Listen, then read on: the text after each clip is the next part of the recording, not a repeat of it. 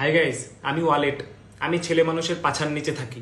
আমার জন্ম টাকা রাখার জন্য হলেও আমার মালিক এত ফকিন্নি যে আমাকে কেনার পর থেকে এখন পর্যন্ত আমার ভেতরে 1,000 টাকার একটা নোট পর্যন্ত রাখতে পারে নাই। দুই একবার মনে হয় 500 টাকার একটা নোট রাখছিল, সেটা আবার 2-3 মিনিটের মধ্যেই শেষ। আর এখন প্রতিনিয়ত আমার কাছে 2 টাকা, 5 টাকা, 10 টাকার নোট ছাড়া আর কিচ্ছু রাখতে পারে না। আমার কথা হচ্ছে, তোমার যদি টাকা না থাকে তাহলে তুমি আমাকে কিনবা কেন?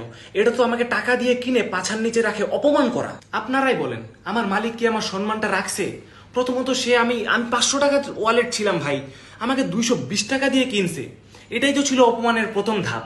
তারপর যে হারে শুরু করছে, আমার উপর গত 4-5 মাস ধরে শুধু দুর্ভিক্ষই চলছে। আমার ভিতরে কোনো টাকাই রাখতে পারে না ভাই। আমার মালিকের হাতে আসার আগ পর্যন্ত আমার একটা সম্মান ছিল, কিন্তু মালিকের কাছে আসার পর থেকে 2-4 বছরের মধ্যে আমার সম্মান মালিক একদম আওয়ামী লীগের মতো মিশিয়ে দিয়েছে।